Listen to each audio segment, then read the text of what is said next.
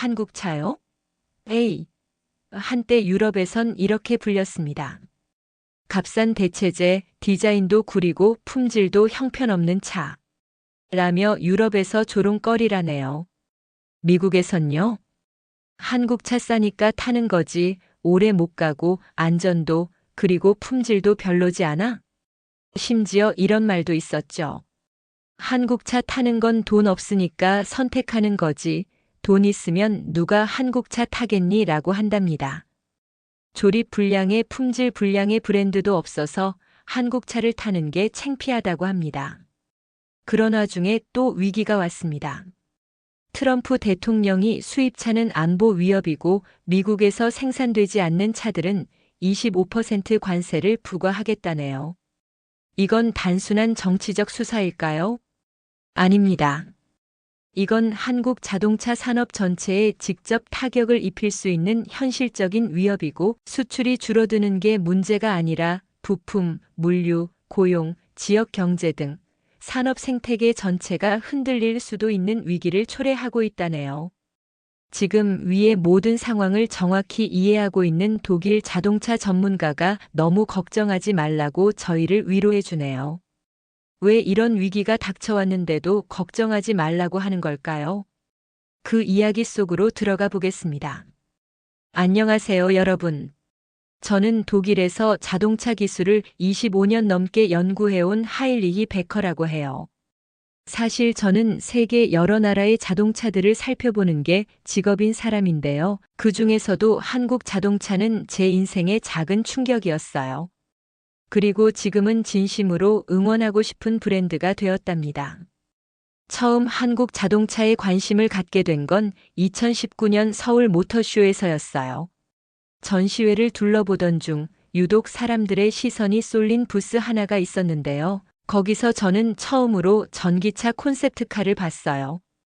이게 디자인이요. 정말 감탄이 나올 만큼 세련됐고 내부 디스플레이는 마치 미래에 앉아있는 기분이 들 정도였어요.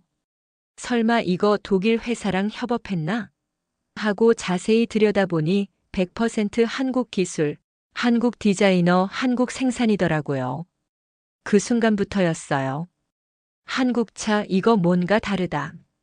그냥 잘 만든 게 아니라 이야기가 있는 것 같다는 느낌이 들기 시작했어요.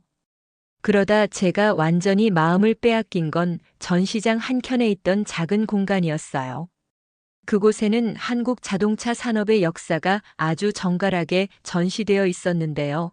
맨 처음엔 1955년 시발자동차, 그 다음엔 조립 생산 시대, 포니, 엑셀, 미국 수출, 그리고 세계 시장 진출까지. 거기엔 단지 차가 아니라 한 나라가 어떻게 다시 일어나서 꿈을 만들었는지가 담겨 있었어요. 그걸 보고 저는 정말 가슴이 뭉클했어요. 그런데 여러분, 제가 이렇게 감동을 느끼고 있는 그때 미국에서는 트럼프 전 대통령이 수입 자동차는 국가 안보 위협이다라며 25% 관세를 부과할 수 있다는 이야기를 꺼내기 시작했어요. 그 말 한마디에 한국 자동차 업계가 얼마나 긴장했는지 모릅니다. 수십 년 동안 쌓아온 기술과 신뢰가 단 몇 줄의 행정명령으로 흔들릴 수 있다니. 전 그걸 보며 너무나 안타까웠어요. 이렇게 진심을 다해 만든 차들이 단지 어느 나라에서 왔다는 이유만으로 벽에 가로막힌다면 그건 너무 슬픈 일 아니야? 그 이후로 저는 마음속으로 이런 생각을 품게 되었어요. 누군가는 이들의 이야기를 제대로 전해야 한다. 단지 기술력만이 아니라 그들이 걸어온 길, 흘린 땀, 그리고 지금 이 순간에도 꺾이지 않고 다시 도전하는 그 정신을요. 그래서 오늘 여러분께 그 이야기를 전해보려 해요. 제가 한국차에서 봤던 감동, 그리고 지금 세계 시장에서 겪고 있는 도전과 미래. 그 모든 여정을요. 한 걸음 한 걸음 함께 걸어봐 주실래요? 정말 흥미로운 이야기들이 기다리고 있어요. 서울 모터쇼에서 한국 자동차의 역사를 처음 마주했을 때 저는 그냥 기술자가 아니라 마치 한 나라의 성장기를 엿보는 사람처럼 숨을 멈추고 바라보게 되었어요. 그 시작은 참 소박했어요. 1955년 시발자동차. 이름만 들으면 농담 같기도 하지만 정말 진지한 출발이었어요. 당시엔 전쟁이 끝난 지 얼마 안 된 시기였고 도로도 공장도 부품도 없던 시대였죠. 그런데 고철이던 미군 차량 부품을 모아 만든 게 바로 그 시발 자동차였어요. 그걸 본 순간 저는 이런 생각이 들었어요. 이건 그냥 기술이 아니라 생존이었구나. 살아남기 위해, 앞을 보기 위해 한국 사람들은 자동차를 선택한 거였어요. 1960, 70년대에 들어서면서 한국은 본격적으로 산업화를 시작해요. 그 중에서도 자동차는 굉장히 상징적인 산업이었죠. 정부도 이를 국가 성장의 동력으로 삼기로 하고 외국 기업과의 기술 제휴를 적극 추진했어요. 그렇게 시작된 게 조립 생산이에요. 부품은 일본이나 미국에서 수입하고 조립만 국내에서 하는 방식이었죠. 사실 당시 많은 나라들이 이 단계를 벗어나지 못했어요. 우리는 만들 수 없다는 전제가 있었으니까요. 하지만 한국은 달랐어요. 조립하면서 배웠고 배우면서 욕심을 키웠고 욕심이 기술이 되었어요. 그리고 마침내 1975년 한국 최초의 고유 모델이 탄생하죠. 바로 현대폰이에요. 이건 조립이 아니라 처음부터 끝까지 한국의 손으로 만들어낸 차였어요. 엔지니어들은 잠도 못 자고 설계도를 그렸고 디자이너는 이탈리아에서 영감을 얻어 스케치를 완성했죠. 엔진은 미쓰비시에서 들여왔지만 그걸 어떻게 조율하고 조립하고 튜닝하느냐는 전적으로 한국 기술자들의 몫이었어요. 이런 말도 들었어요. 포니는 당시 한국 국민에게 우리도 할 수 있다는 자신감을 심어준 차였다고요. 그건 단순한 자동차가 아니었어요. 한 나라가 무에서 유를 만들어낸 증거였어요. 여러분, 지금은 당연해 보이는 자동차 산업이지만 한국에게 자동차는 단지 산업이 아니었어요. 희망이었고 자립이었고 미래를 향한 선언이었어요. 그 시절, 그 절박함 속에서 우리가 직접 만들어 보자는 목소리가 나왔다는 것, 그게 저는 아직도 믿기지 않을 만큼 대단하게 느껴져요. 그리고 그 이야기는 거기서 끝나지 않아요. 포니가 세상에 처음 등장했을 때, 그건 한국 자동차 산업에 우리가 진짜 시작했다는 선언이었어요.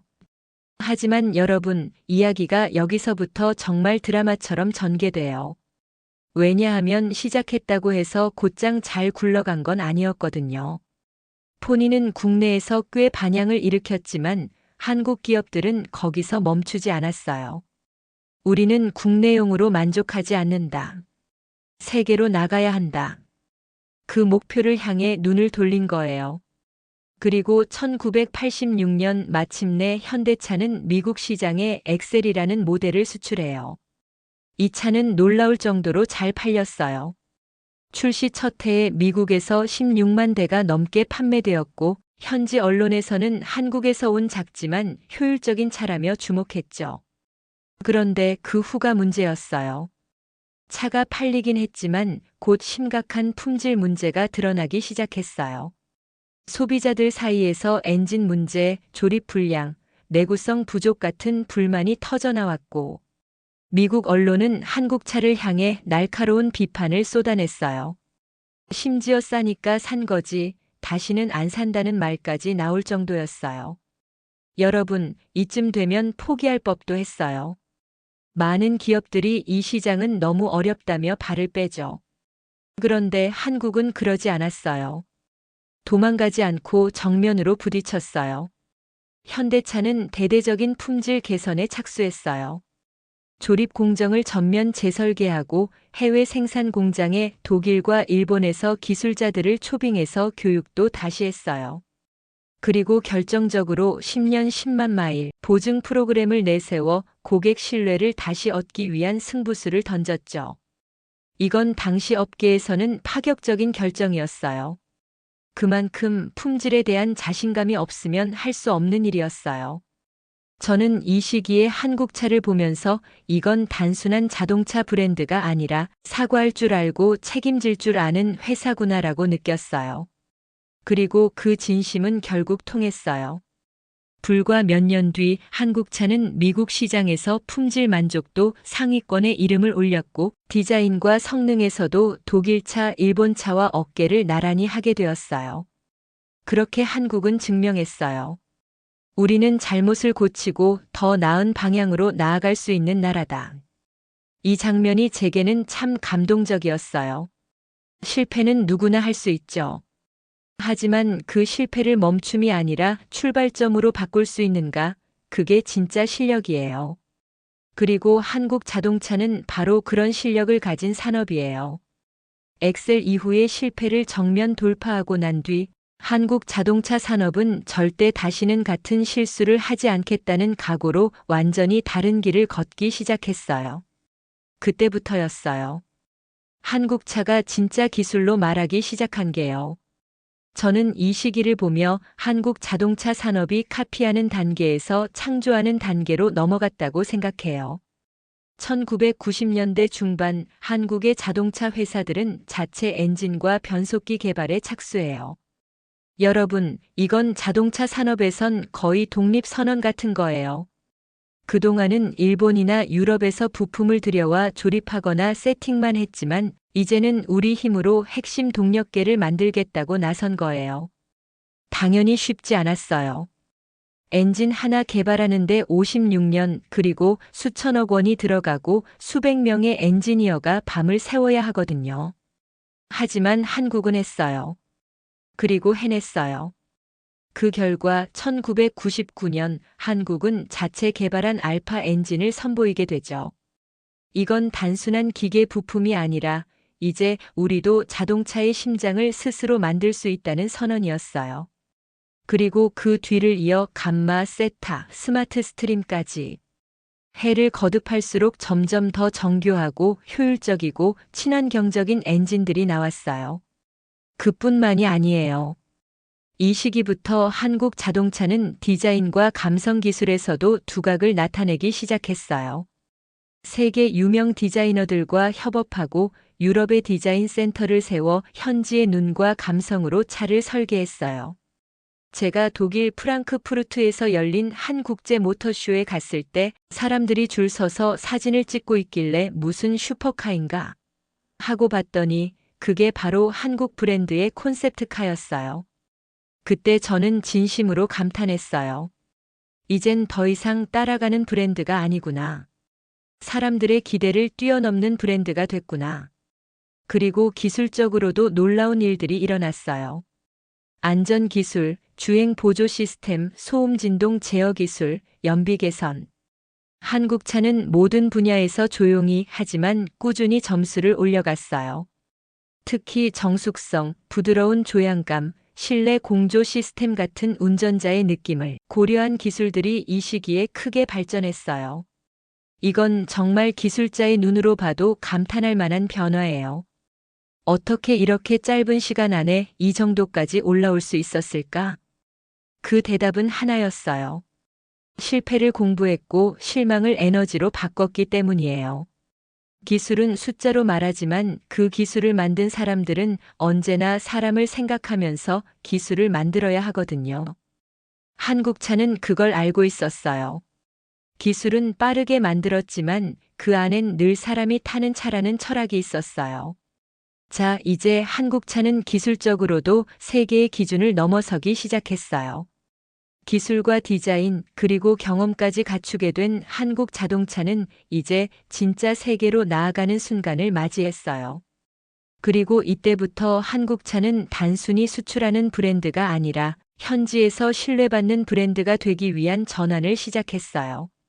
글로벌 시장은 생각보다 훨씬 복잡했어요.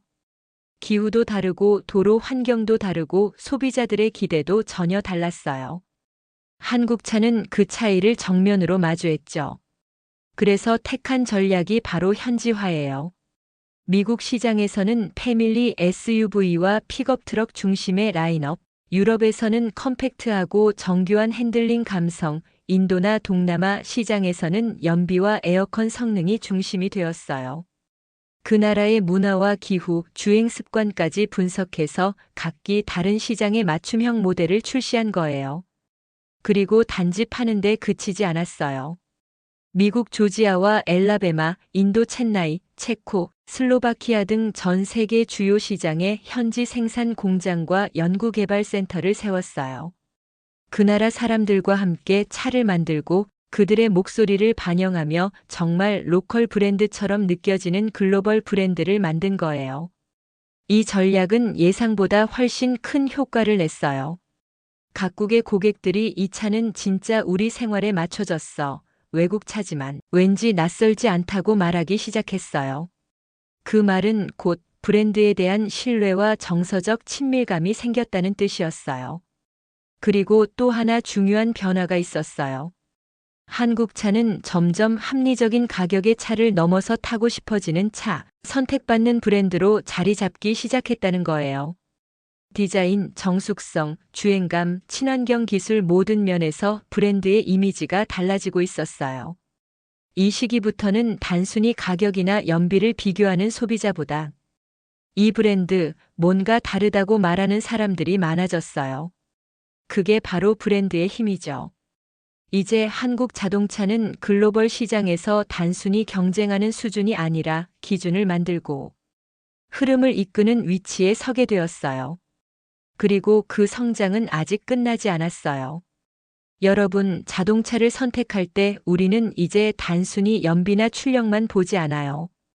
이 차가 내 삶에 어떤 기분을 주는가, 탈 때마다 어떤 감정이 드는가, 그게 훨씬 더 중요해졌죠. 그리고 그 변화의 흐름을 한국 자동차는 누구보다 빨리 읽고 먼저 반응했어요. 2000년대 중반 이후 한국차는 외형 디자인뿐 아니라 사람의 감정과 감각을 움직이는 차로 진화하기 시작했어요. 디자인 철학을 바꿨고 세계적인 디자이너들을 영입했고 유럽, 미국의 디자인 센터를 세워 글로벌 감성을 품었죠. 하지만 진짜 감탄은 차 안에 들어갔을 때부터 시작돼요. 운전석에 앉자마자 느껴지는 고요한 신뢰, 손이 가는 곳마다 자연스럽게 배치된 조작계, 정교하게 조율된 공조 시스템과 나를 위해 준비된 공간 같은 좌석 구조. 이건 단순한 기술이 아니라 사람을 생각한 배려의 디자인이에요. 예를 들면 좁은 골목이 많은 도시 환경을 고려한 조향 보조 시스템, 아이와 어르신이 함께 타는 걸 고려한 2열 승객 케어 기능, 비 오는 날 자동으로 작동하는 레인 센서 와이퍼와 습기 제거 시스템. 이런 작은 디테일 하나하나가 실제로 차를 타는 사람에겐 이 차, 나를 생각했구나 하는 감동이 되는 거예요. 그리고 실내 정숙성. 한국 차는 지금도 세계 최고 수준의 소음 진동 제어 장치 기술을 가지고 있어요. 고속 주행 중에도 조용하고 안정감 있게 마치 작은 서재처럼 차 안이 하나의 평온한 공간이 되어주는 거죠. 게다가 최근에는 감성 인터페이스도 눈에 띄게 발전했어요.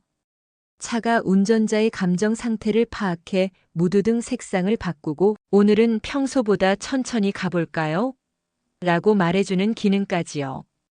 이건 정말 기계가 감성을 이해하는 순간이에요. 그리고 중요한 건 이 모든 게 전 라인업에 걸쳐 적용되고 있다는 거예요. 고급 세단뿐 아니라 소형 SUV, 전기차, 패밀리카까지 누구나 배려받을 수 있어야 한다는 철학이 바탕에 있는 거죠. 이제 한국 차는 단순히 잘 만든 차가 아니라 탈 때마다 기분 좋아지는 차, 내 삶을 한 단계 올려주는 차가 되었어요. 그리고 저는 그 변화가 단지 디자인 센터에서 탄생한 게 아니라고 생각해요. 그건 바로 사람의 마음을 헤아리는 기술자들과 디자이너들의 감성에서 비롯된 것이었어요. 자, 이제 한국 차는 감성까지 갖췄습니다. 그렇다면 이제 남은 건 우리의 미래를 바꿀 기술들, 바로 전기차, 수소차, 자율주행 같은 미래 모빌리티의 이야기예요. 우리가 앞으로 어떤 차를 타게 될지, 그 중심에 한국차가 어떤 모습으로 서 있는지, 지금까지 한국 자동차는 기술, 디자인, 감성 모든 면에서 눈부신 발전을 보여줬죠. 하지만 이제부터는 전혀 다른 차원의 이야기가 시작돼요. 우리가 만든 차가 지구를 아프게 하진 않을까? 이 질문 앞에서 한국 자동차는 정말 진지한 대답을 준비하기 시작했어요. 그리고 그 대답은 전기차와 수소차, 그리고 그 너머의 미래 모빌리티에 담겨 있어요. 한국의 전기차가 주목받기 시작한 건 단지 배터리를 얹었기 때문이 아니었어요. 플랫폼 자체를 처음부터 새로 설계했다는 게 핵심이에요. 이 GMP라고 불리는 이 전기차 전용 플랫폼은 차 안의 구조, 주행의 감각, 안전성, 공간 활용도 모든 걸 새롭게 정의했어요. 덕분에 한국 전기차는 한 번 충전으로 500km 이상을 달릴 수 있고 고속 충전 시 18분 만에 80% 충전, 그리고 넓은 실내, 낮은 무게중심, 정숙한 주행감까지 전기차는 아직 불편해라는 인식을 완전히 바꿔버렸어요. 그리고 또 하나 한국이 세계에서 가장 앞서 있는 기술 중 하나가 바로 수소연료 전지차예요. 배출가스는 유일하게 나오는 건 깨끗한 물뿐이죠. 게다가 수소차는 충전 시간이 단 몇 분, 주행거리는 전기차보다 길고 기온의 영향을 덜 받기 때문에 상용차에도 최적이에요. 한국은 세계 최초로 수소차를 상용화했고 이미 유럽, 미국, 중동에서 수소버스와 수소트럭을 수출하고 있어요. 심지어 수소 에너지 생태계까지 함께 구축하고 있죠. 이건 단순한 차가 아니라 지속 가능한 에너지 솔루션을 함께 만들어가는 일이에요. 그리고 미래 모빌리티의 또 다른 핵심, 자율주행 기술. 한국은 이미 레벨 3 자율주행을 일부 모델에 적용했고 차와 도로, 차와 차가 실시간으로 통신하는 커넥티드 카도 상용화 단계에 있어요. 서울과 세종시에서는 무인 자율주행 택시 시범 운행도 시작됐어요. 이건 단순한 기술 시연이 아니라 사람의 삶을 바꾸는 실험이에요. 출근길 차가 나 대신 알아서 가줄 수 있다면 어떨까? 눈이 오는데 내가 걱정하지 않아도 되는 차라면? 이 모든 질문에 한국차는 우리는 준비됐어요 라고 답하고 있어요. 여러분, 지금 이 순간 한국 자동차가 개발하고 있는 기술들을 보면 정말 눈이 휘둥그레질 만큼 놀라워요. 하지만 저는 그보다 더 놀라운 게 있어요. 그건 바로 이 모든 기술의 중심에 사람이 있다는 거예요. 조용한 차, 배려하는 조명, 스스로 판단하는 주행 시스템, 공기보다 깨끗한 배출. 이건 단순히 기능이 아니라 사람을 위하고 지구를 생각하는 마음에서 시작된 기술이에요. 이제 우리는 단순한 차가 아니라 함께 살아가는 기술, 함께 나아가는 미래를 이야기하고 있어요. 한국 자동차는 지금 전기차, 수소차, 자율주행차의 시대를 넘어 지속 가능한 삶을 위한 모빌리티를 준비하고 있어요. 이 여정은 이제부터가 진짜 시작이에요. 그리고 그 시작을 가능하게 만든 건 기술력만이 아니었어요. 우리가 지금 도로 위에서 보고 있는 조용하고 부드럽고 때로는 미래처럼 느껴지는 한국차들. 그 모든 변화는 어디서부터 시작됐을까요? 바로 눈에 보이지 않는 곳에서 묵묵히 쌓여온 연구개발의 시간 속에서요. 제가 처음 한국 자동차 기업의 연구개발센터를 방문했을 때 정말 놀랐어요. 사무동보다 크고 넓은 시험동, 24시간 불이 꺼지지 않는 실험실, 그리고 각기 다른 주제에 몰두한 수백 명의 연구원들. 누구 하나 화려하게 보이진 않았지만 그 안에는 미래를 만드는 에너지가 가득했어요. 한국차의 연구개발에서 인상 깊은 건 기술보다 먼저 질문을 던진다는 점이에요. 이 기능이 정말 사람들에게 필요한가? 더 안전할 수 있는 방법은 없을까? 이 기술이 환경에 어떤 영향을 줄까? 아이를 태운 부모의 마음으로 이 차를 다시 본다면? 그 질문들이 쌓이고 쌓여 작은 버튼 하나, 조향 반응 하나, 엔진 속 소프트웨어 알고리즘 하나까지 정교하고 다정하게 다듬어진 기술이 탄생하는 거예요. 연구 개발이라는 건 사실 실패의 연속이에요. 10번 시도하면 9번은 잘 안 되고 하나 건질 수 있을까 말까 한 게 현실이죠. 그런데 한국의 자동차 연구소는 실패를 두려워하지 않게 만드는 분위기가 있어요. 한 젊은 연구원이 저에게 이런 말을 했어요. 여기선 실패도 기록이 돼요. 그걸 누군가 다시 읽고 또 시도하거든요. 그게 저는 너무 감동적이었어요. 기술은 누군가의 포기 위에 서는 게 아니라 모든 도전 위에 서는 거라는 걸 보여주는 말이었죠. 또 하나 중요한 특징은 혼자 하지 않는다는 거예요. 한국 자동차 기업들은 스타트업, 대학, 글로벌 연구소, 빅테크 기업들과 협력하면서 오픈 이노베이션, 즉 열린 연구개발 생태계를 만들어가고 있어요. 예를 들면 한 스타트업이 개발한 새로운 AI 센서를 양산차에 적용하는 프로젝트가 실제로 진행 중이고, 서울의 모빌리티 연구소와 실리콘밸리 AI랩이 자율주행 데이터를 함께 분석하고 있어요. 기술은 혼자 개발하면 빠르지만 함께하면 훨씬 멀리 가거든요.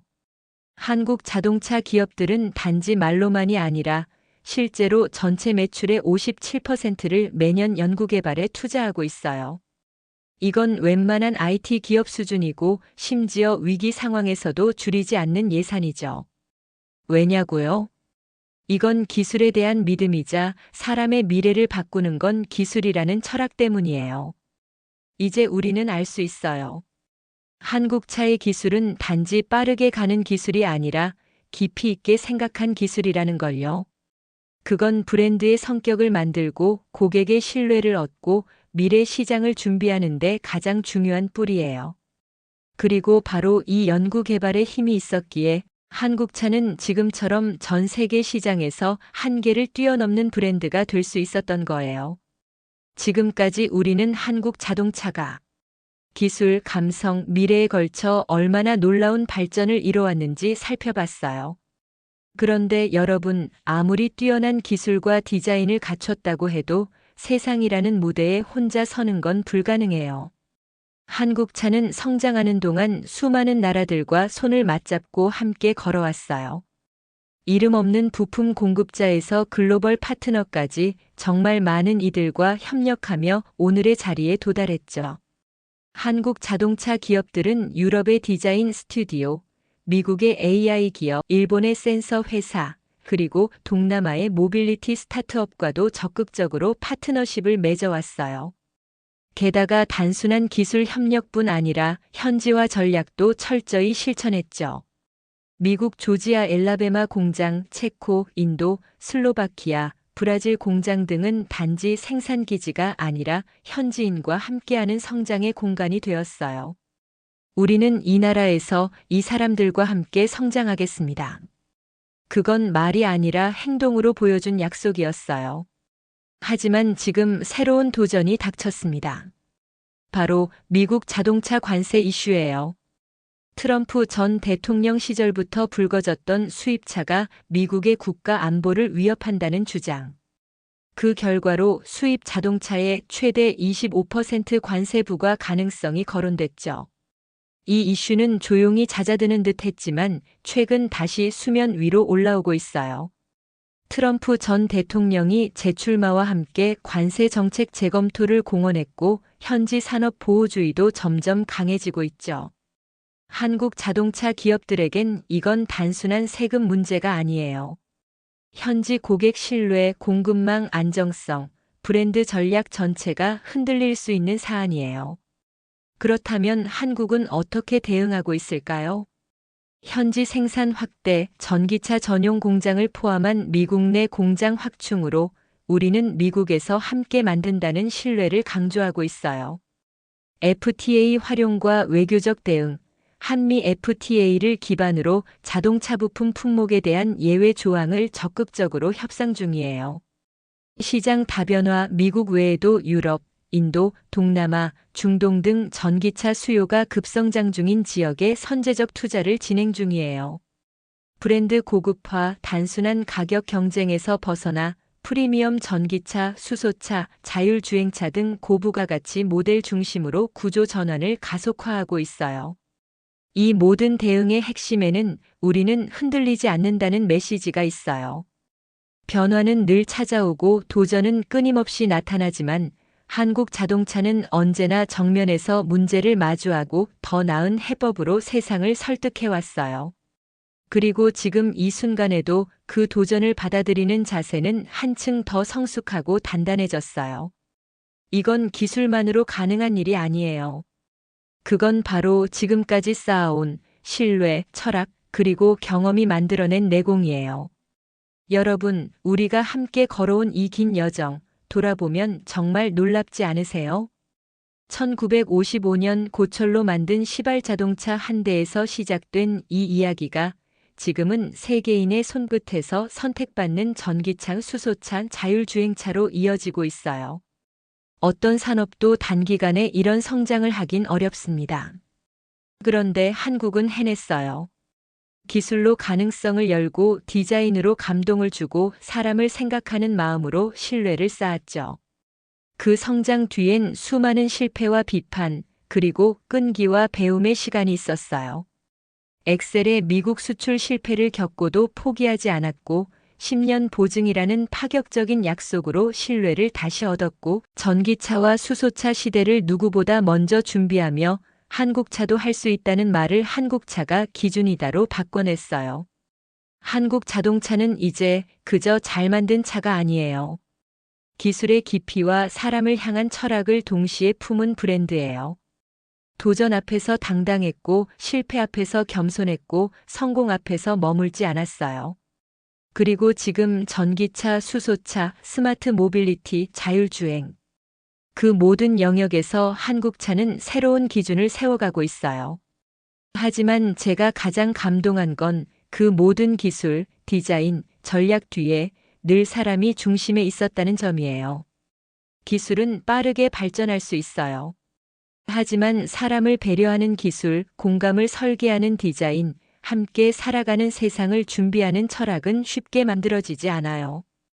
그게 바로 한국 자동차의 진짜 경쟁력이에요. 따뜻한 기술, 단단한 신뢰, 그리고 앞으로도 함께할 수 있는 미래. 저 하일리히 베커는 자동차 기술자로서 그리고 오늘 이 이야기를 함께 나눈 사람으로서 여러분께 이렇게 말하고 싶어요. 한국차는 단지 빠른 차가 아니라 사람과 세상을 함께 움직이는 차입니다.